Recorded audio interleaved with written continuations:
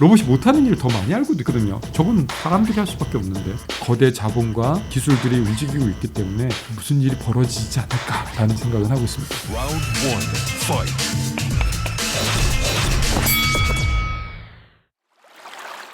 안녕하세요. 박종원의 경제한방입니다. 다가오는 테크 혁명에 가장 이끌어가는 기술로 손꼽히는 게 바로 로봇 기술이죠.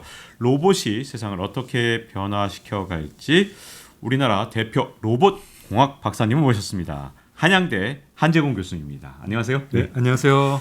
한양대학교 로봇공학과 한재권입니다. 반갑습니다. 네. 교수님이 이끄시는 로봇 축구팀이 얼마 전에 국제 로봇 축구대회 로봇컵에서 준우승을 거뒀다 이런 소식을 들었는데요. 네네. 일단 로봇컵이 뭔지 그리고 어떤 내용인지 좀 궁금한데요. 그 인간에게 월드컵 축구가 있듯이 로봇에게도 로봇컵이라는 가장 크고 권위 있는 경기가 있습니다. 거기서 보통은 이제 축구를 하는데 축구 이외에도 많은 리그들이 있어요. 복싱으로 치자면은 체급들이 많잖아요. 그런 거 생각하시면 좋습니다. 그런데 그 로봇컵 대회에서 가장 하이라이트가 이제 휴머노이드 로봇 대회, 인간형 로봇들이 축구를 하는 거거든요. 자율로 해야 돼요. 인간들은 아무것도 해서는 안 됩니다. 그래서 로봇들이 두 다리로 뛰어다니고 걸어다니면서 축구 경기를 하는데 그 대회에서 이제 준우승을 했죠. 우리나라가 결승전에 올라간 거는 올해가 처음. 저희 팀이 처음입니다. 와, 정말 축하드립니다.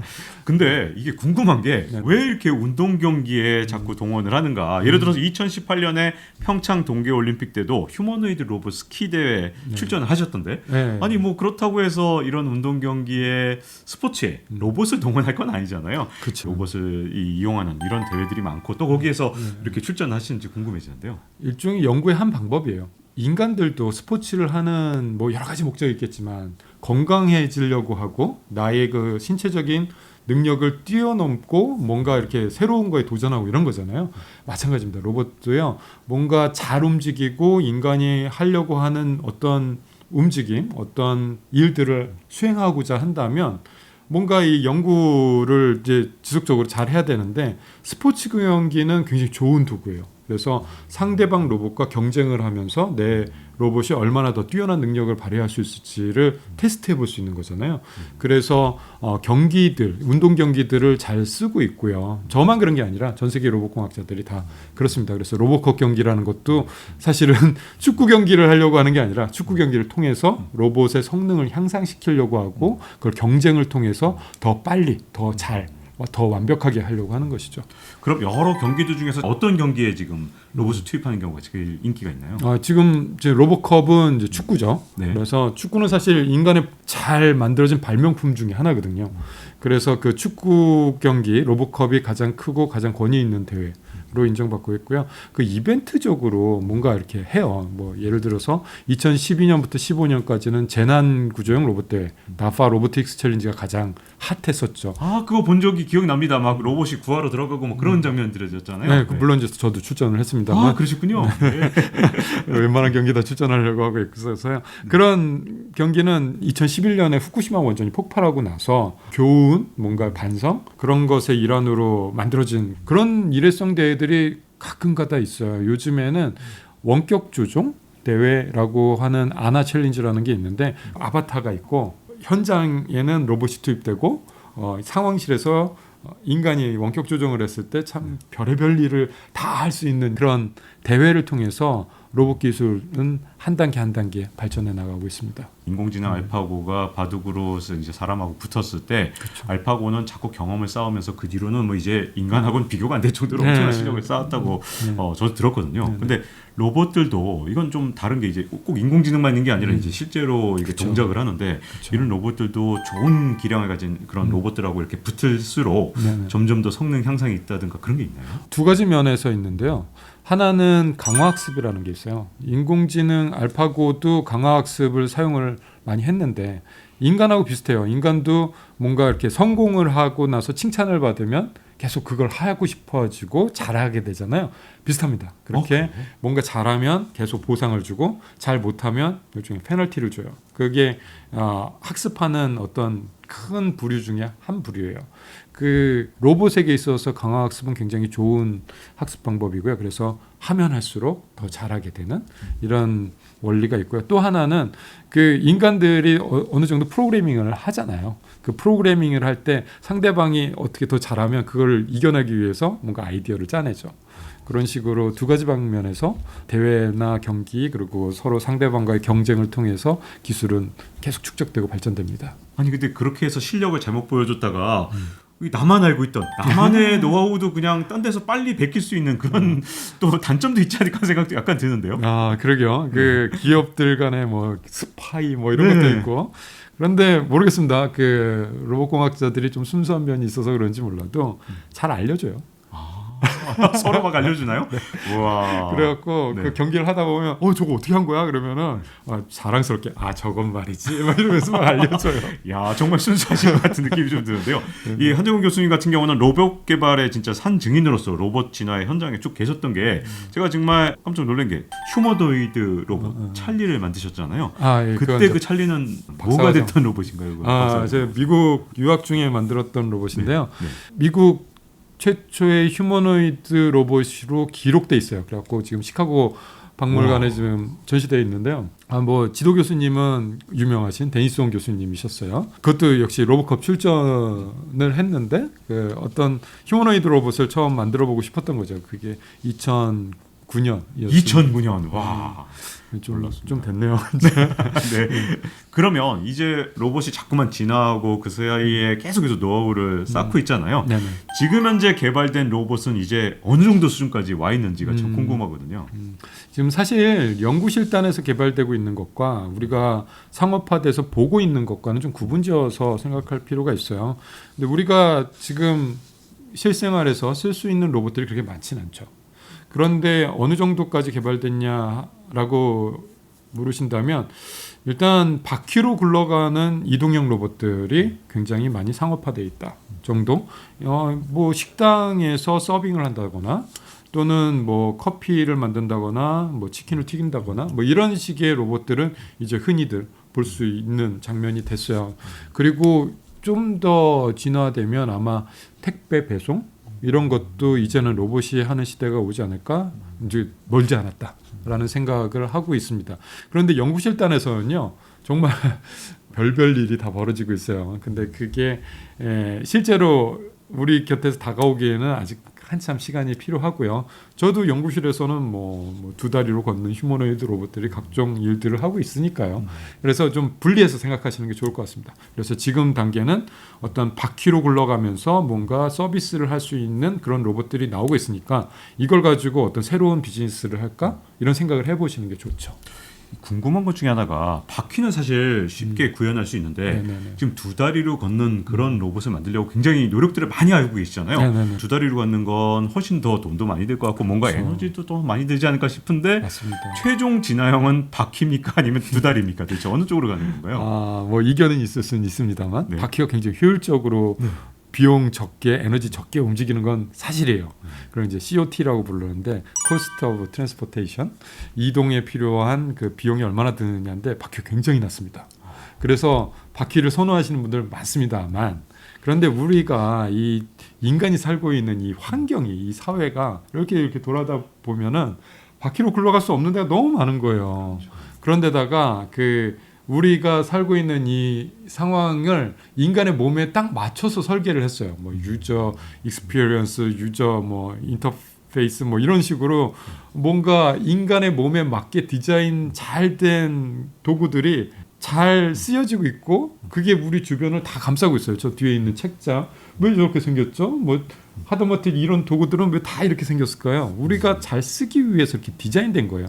그러다 보니까 로봇을 한 대를 딱 만들어서 우리 주변에서 잘 쓰고 싶은데 얘는 뭐든지 했으면 좋겠어. 이랬을 때는 인간의 형상으로 만들어버리면 이 주변에 있는 도구들을 너무 잘 쓰게 됩니다. 주변에 있는 환경들이 인간의 몸에 맞춰져 있으니까요. 네. 그래서 두 다리로 걷고 두 팔을 가지고 뭔가 일을 하는 그런 기계 한 대만 있으면 얘는 정말 별별 일을 다 할 수 있다라는 생각을 하고 있는 부류가 저 같은 사람들인 거죠. 해외에서 들어온 영상을 봤을 때 제가 좀 흥미롭게 봤던 게 로봇 개발자로 보이는 분이 자꾸 로봇을 발로 차더라고요. 그럼 로봇을 마치 학대하는 것처럼 보이기도 하는데 로봇이 그러면 휘청하면서 다시 중심 잡고 휘청하면서 중심 잡는 모습을 자꾸 보여준 거 보면 네네. 그런 게 엄청난 기술인가 보구나 이런 생각이 좀 들었거든요. 맞아요. 이 영상을 보여주는 데는 이유가 있는 거겠죠? 그게 이제 실험하는 장면들이에요. 네. 이게 얼마나 안전한지 그리고 안정성이 높은지 뛰어난지 성능이 얼마나 좋은지를 보여주기 위해서 뭐 이렇게 밀고 뭐 이렇게 뭐 당기고 뭐 뭔가 안 좋은 상황을 연출을 하는 거죠. 네. 그러다 보니까 그 작년이었나요? 그 대선 주자가 로봇 이렇게 뒤집었을 때 네. 사람들이 막 뭐라고 막 그랬는데 사실 그거는 연구자분들이 요청을 한 거예요. 저희 로봇계 되게 뛰어나니까 한번 네. 이렇게 뒤집어 보십시오. 그러면 자기가 스스로 또 일어납니다. 뭐 이런 장면이었어요. 그렇게 로봇 하는 분들에게는 좀 상식적인 네. 장면들인 거죠. 이 로봇 하면 회사 이름 딱 떠오르는 게 있습니다. 보스턴 다이내믹스. 여기서는 막 로봇이 점프도 하고 막 공중제비도 돌고 네. 뭐 기술도 뛰어나고 지금 많이 여기가 지금 발전하고 있는 그런 곳인가요? 어떻습니까? 자타공인 세계 최고의 로봇 회사죠.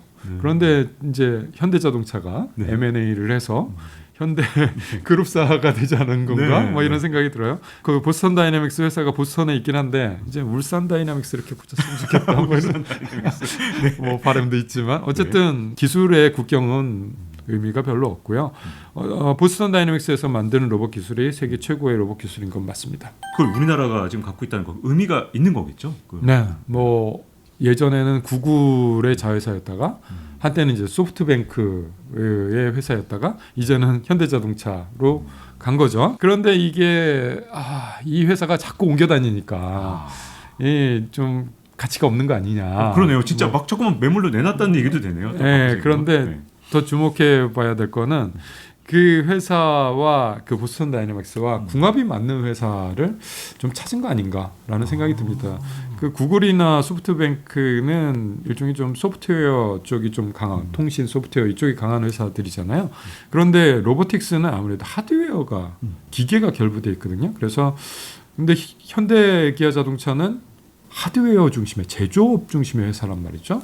그래서 뭔가 이렇게 궁합이 좀 맞지 않을까라는 기대를 하고 있습니다. 그리고 보스턴 다이내믹스가 만든 로봇들이 현대 기아 자동차의 제조 현장이라든가 산업 현장에서 테스트 베드로 쓰일 수도 있지 않을까라는 생각. 아무튼 뭐 지켜봐야 알겠습니다만 많은 로봇 하시는 분들이 주목을 하고 있어요. 과연 현대 자동차가 보스턴 다이내믹스를 어떻게 활용하고 시너지를 낼까?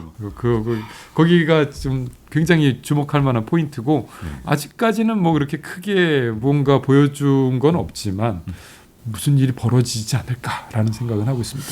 점점 더 궁금해지는데요. 이 간병 로봇을 개발한 대학생들 인터뷰를 본 적이 있었는데 로봇을 개발하는 과정에서 76,800장의 사진을 찍었다. 로봇 개발하는데 왜 이렇게 사진을 많이 찍었지? 도대체 사진하고 로봇 개발은 무슨 관계지? 이런 궁금함이 들었거든요. 별로 많이 안 찍었는데요. 정말요? 훨씬 많이 찍어야 되니까. 한 10만 장은 넘겨야죠. 네. 열심히 안 했군요. 그거 아닙니다. 열심히 하셨는데 이제 계속 지금도 하실 거라고 생각을 하고요. 그 학습하는 방법이에요. 비전 인식을 하신 것 같은데 우리가 인간이 세상을 어떻게 알아볼까요? 세상을 모든 사물들을 구별하면서 살아갑니다. 이건 마이크네. 이거 뭐 물병이네. 뭐 이런 식으로 구분을 하는 게 첫 시작이거든요. 근데 로봇들은 어떻게 할까요? 로봇들도 사물들을 구분을 할 줄 알아야 그제서야 뭔가 일을 시켰을 때 뭐 이제 시작이라도 할 수 있게 돼요. 그럼 그 사물을 어떻게 알아볼까요? 일단 카메라를 통해 들어온 비전 정보, 시각 정보를 바탕으로 해야겠죠. 그러면 그 사진들을 막 찍어서 알려줘야 돼요. 마이크 찍고 이건 마이크야. 물통을 찍고 저건 물통이야. 라고 계속 알려줘야 돼요. 그걸 이제 지도학습이라고 부릅니다. 네. 아까 강화학습 좀 말씀드렸는데 그거와는 다르게 지도학습. 선생님이 학생들 지도하듯이 그런 지도를 해줄 때 필요한 게 사진이죠. 네. 사진을 보여주면서 이거는 뭐야 저거는 뭐야 이런 걸 해야 되는데 사람들은 한 서너 번 하면은 잘 알아봐요. 그런데 아직 인공지능은 만장 부족하지 뭐 이런 느낌입니다. 네. 그래서 아까 처음에 7만 장이었을 때 좀 부족한데 뭐 이런 느낌을 이제 제가 받은 게 그렇게 아직 인공지능은 데이터가 많이 쌓여야 비로소 뭔가를 합니다. 자, 그 로봇들을 아직까지 볼 때는요. 이 로봇들이 과연 우리 삶에서 뭘 바꿀까? 이걸 생각해 보면 아직은 잘 모르겠단 말이죠. 네네. 그러면 로봇 공학자들은 그런 것도 고민하나요? 그러니까 이걸 어디다 쓸까? 아니면 순수하게 지금은 일단 로봇 기술을 막 발전시키는데 이쪽에 관심이 있는 건지 응용은 어떻게 될 건지 이런 것들이 좀 궁금해지거든요. 네, 학자들마다 뭐 성향은 다르겠습니다만 로보틱스 같이 어플리케이션 어떻게 쓰는가가 중요한 학문 같은 경우는 항상 쓰임새가 먼저 고려가 돼요. 자, 이 로봇 개발을 하면 어디다 쓸 것이고 이게 사회를 어떻게 바꿀 것이고 인간 삶을 어떻게 더 좋게 만들 것인가에 대한 생각이 중심이고요. 그 중심을 바탕으로 이제 뭐 여러 가지 파생돼서 나오는 거겠죠. 근데 로봇이 세상을 어떻게 바꿀 것인가에 대한 질문을 할 때 일단은 로봇은 특징이 하나가 있습니다. 사람들이 잘 안 하려고 하는 것, 힘들어하는 것 위주로 하려고 합니다. 왜냐면요, 뭐 경제적인 이유, 뭐 사회적인 이유 다 뭐 있겠지만 기술적으로만 얘기를 한다면 사람들이 못하는 걸 잘해요. 그런 기술적인 특징이 있어요. 그걸 이제 저희는 모라베게 역설이라고 부르는데 로보틱스나 AI 뭐 이런 기계들은 사람들이 못하는 걸 잘하고요. 반대도 있어요. 사람들이 잘하는 건 못합니다.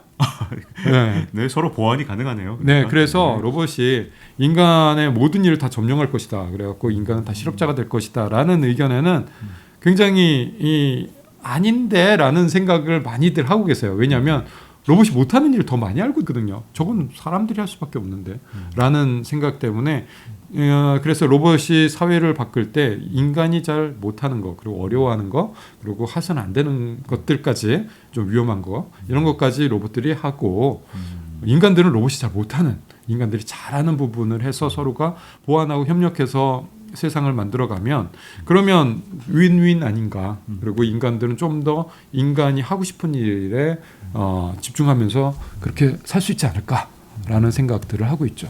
그 로봇 산업, 로봇 공학에 대해서는 일반인들이 아무래도 알 수 있는 데 한계가 있잖아요. 저도 약간 블랙박스 같이 느껴지거든요. 그러면 현재 로봇 공학이나 산업에서 반드시 넘어서야 되는데 이게 잘 안 된다든가 아니면 부가가치는 바로 여기에 모입니다. 라는 분야들이 있다면 어떤 문제가 있을까요? 일단은 기술적인 얘기를 먼저 드리자면 한계가 명확히 지금 몇 개가 보여요. 뛰어넘지 못하는 한계들이 지금 몇 개가 있습니다. 근데 이거는 로봇 하시는 분들이 해결해 줄 수 있는 건 아니고 로봇 하시는 분들은 보통은 누군가가 잘 만들어 놓은 그걸 다 가져와서 이것도 가지고 저것도 가져와서 엮는 사람들이에요.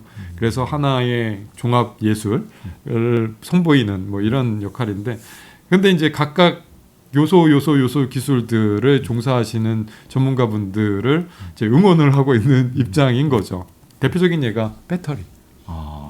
배터리 우리 스마트폰에서는 훌륭하게 일을 잘하고 있죠. 네. 모바일 기기들 훌륭하게 일을 잘하고 있는데 로봇은 그것보다 더 많은 전력을 필요로 해요. 순간적으로 많은 전력을 필요로 하는데 배터리들이 아직 그렇게까지 에너지 축적률을 보여주고 있지는 않아요. 뭐 2차 전지다. 그리고 우리나라 2차 전지 강국이고 그래서 뭐 수출 효자 수출 품목이기도 하고 그렇지만 이거 갖고는 불충분해요. 뭔가 3차 없어? 뭐 이러고 있는 느낌입니다. 더 많은 거, 더 좋은 거 필요해. 뭐 이러고 있는 거고요. 그래서 로봇이 오래 못 써요.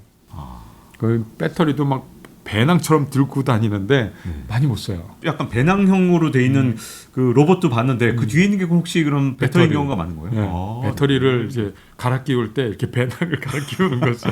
네. 뭐 아무튼 그리고 제 로봇도 배터리 때문에 많이 못 움직여요. 뭐 이런 거. 그다음에 액추에이터, 모터 같은 것도 인간의 근육에 비해서는 아직까지 좀 효율성 면에서는 많이 좀 부족하거든요. 인간은 하루에 몇 킬로칼로리나 에너지를 흡수할까요? 한 2,000kg 한 끼에 뭐 그 정도, 1,000, 2,000. 네, 그러면 한 3번 먹으면은 한 많이 잡으면 한 6,000. 안 그러면 적게 잡으면 3,000킬로칼로리. 네.